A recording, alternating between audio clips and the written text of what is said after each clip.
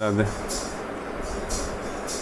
सब बच्चे पढ़ रहे हैं, सब बच्चों के होमवर्क वगैरह सब स्कूल से आ रहे हैं, सब कुछ हो रहा है और ये बच्चे केवल हनुमान चालीसा ही करते हैं, तो कीर्तन करने वाले। हाँ, अब आपने ये कहा ना कि केवल श्री हनुमान चालीसा कर रहे हैं और संकीर्तन कर रहे हैं।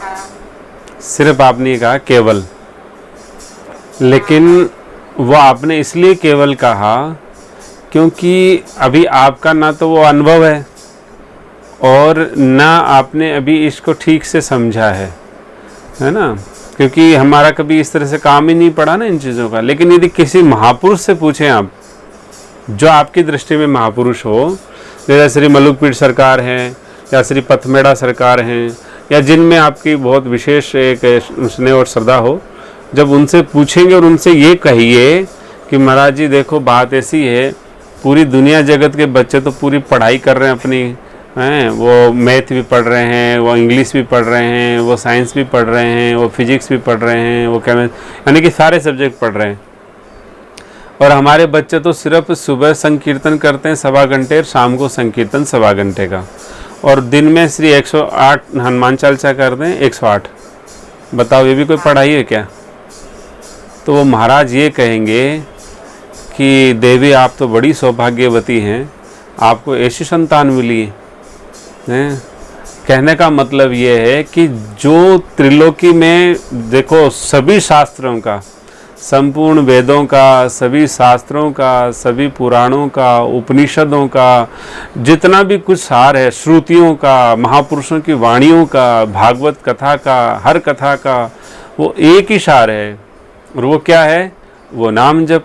और नाम जप का सार क्या है? बोलो श्री हरिनाम संकीर्तन।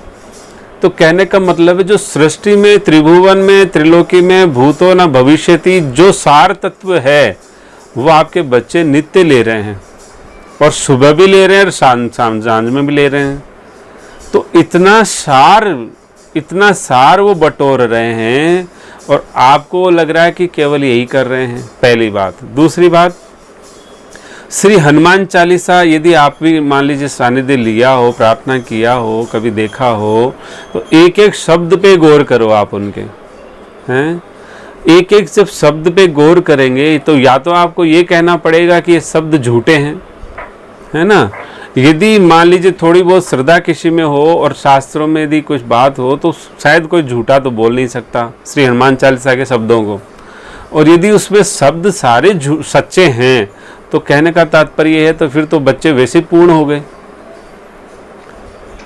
तीसरी बात, जो ऐसे महापुरुष हैं जिन्होंने कभी विद्यालय का मुंह नहीं देखा, ना सनातनी विद्यालय देखा, ना वैदिक सनातन देखा, ना कोई ये षड्यंत्र सनातन देखा, कुछ भी नहीं देखा उन्होंने, लेकिन सिर्फ और सिर्फ श्री हनुमान चालीसा का आश्रय लिया, सिर्फ और सिर्फ श्री राम नाम महाराज का आश्रय लिया, और उनकी बुद्धि जो प्रखर कितनी हो गई वो आप और हम तो कल्पना नहीं कर सकते। आप और हम क्या, नासा की मशीन उससे अपनी तुलना और कल्पना नहीं कर सकती। यानी कि जो आईक्यू लेवल उनका जो होता है वो कहने का मतलब है कि आउट ऑफ 100 नहीं है, वो कहने का मतलब है कि इन थाउजेंड्स में होता है। कहने मतलब है कि पता ही नहीं, उनकी मशीन फेल हो जाती है, इतना उनका आईक्यू लेवल तीव्र हो जाता है। किससे? सिर्फ और सिर्फ हनुमान चालीसा से, और सिर्फ और सिर्फ श्री हरिनाम संकीर्तन से। तो कहने का तात्पर्य यह है कि वो संपूर्ण शास्त्र के ज्ञाता हो जाते हैं, वो सारी विद्याओं के विद्वान बन जाते हैं, सारा विज्ञान उनके पास आ जाता है, भूत में क्या है और भविष्य में क्या होने वाला है उसकी उनको सिद्धि मिल जाती है, जीवन का रहस्य उनको प्राप्त हो जाता है, और परमात्मा उनके आगे पीछे चलने लगता है। ऐसी कोई क्रिया है या ऐसा कोई कर्म है उसको आप कह रहे हैं कि ये केवल है।